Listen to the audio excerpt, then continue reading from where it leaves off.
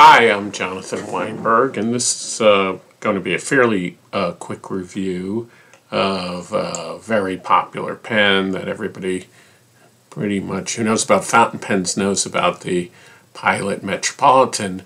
I've had a black version of this pen. It's probably one of my very first pens I've had, so I've had this, well, let me say, not one of the very first fountain pens I had, but when back in 2017 I kind of became fascinated by fountain pens again. I immediately bought a Pilot Metropolitan because it's one of the most popular sort of beginning fountain pens, and it's metal. It feels very well made.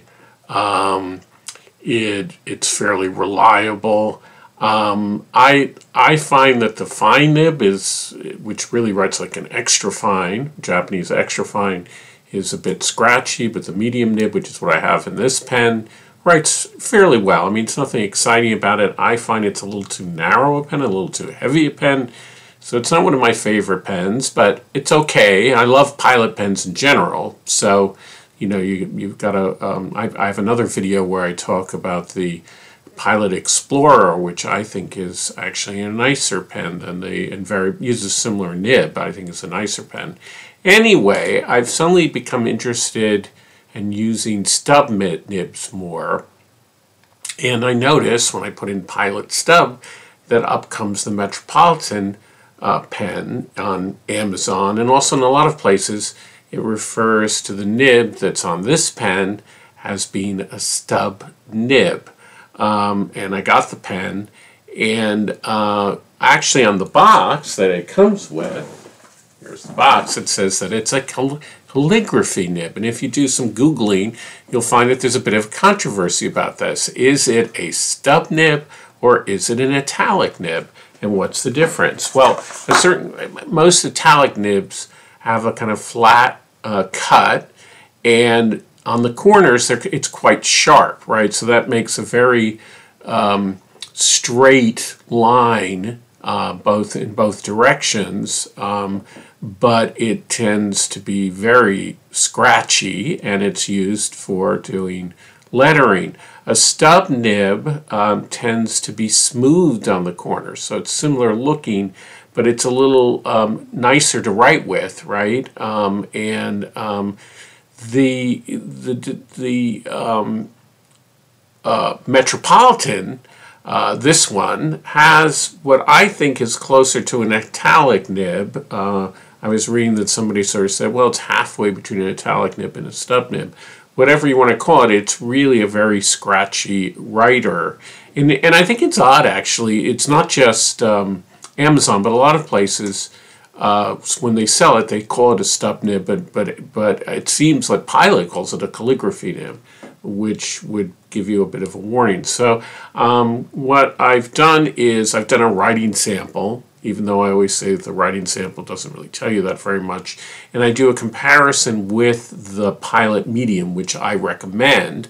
The other thing, let me say about the stub nib on this is that it's only 1 millimeter, and that is not, it almost writes like a fine. It doesn't really give you the satisfaction that I get when I'm using a Jovo stub nib, let's say 1.5 or even 1.1. It seems very fine to me, and you might as well use a medium than use it, as far as I can see, but other people might disagree. Nevertheless, I do a drawing with it, and it comes out very well. What the great thing about a Pilot is that even though it's scratchy and it's a bit dry, it doesn't skip. It draws really well, actually, from that standpoint. However, because it's so scratchy, you can see, I don't know if you can see it in the fast drawing, but it picks up paper, and then what happens is that the ink gets caught in the paper, and then you get this really thick line that you don't really want, and you have to wipe it off. So that's what happens when you use a nib that is very sharp and you're using paper that isn't so smooth, or even smooth papers can pick up some of the paper. So this is another, I would say, buyer beware of this pen. I hope that this is a useful review to sort of just tell you that what you're going to get if you get the so-called Pilot Stub nib, at least the one that I got, it's going to be very sharp and not write very smoothly. So what are you going to see? You're going to see a writing sample, and then I'm going to draw, once again, my friend's bulldog, Lord Carrington, who is the niece of Handsome Dan the 16th, which is the Yale Bulldog, and it's a very wonderful, sweet dog. Thank you, Davi Bernstein and Matthew Zimmerman for letting me use a video of their dog and letting me draw their dog. And also, please subscribe, because that's the only real way to support this station, and it makes me my YouTube videos, and it makes me happy. Bye. So it actually has this name, Metropolitan Pop. I think also sometimes they call it retro, and they come in all different colors and these little designs. And on the actual nib it says CM for calligraphy, but in a lot of the advertisements it says Stub.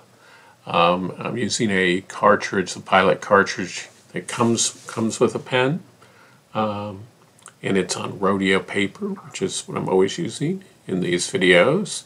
Here's the usual quick round fox sentence that has all the different letters in it, and it's fairly dry but very consistent. So when you draw with it, I don't notice any skipping, but I would prefer it to be a little wetter. And you can see that there is some line variation, which when you vary the direction, but not a lot, and it's very scratchy. I mean, it's almost like a medium or a fine. You know, you can barely see the calligraphy part of this nib. Now, in here, just to show you, here again is the calligraphy nib. You can see when you go down, it's a little thicker. That's the so-called stub. But when you show it in comparison to a medium that is not scratchy, it's almost the same. The medium has no line variation, but they're very similar. So, I don't know. Again, I don't think it's a very good stub. But maybe if you do calligraphy, it's better. The medium on my Metropolitan is a little wetter, and it's really nice. And here's the drawing of Lord Carrington.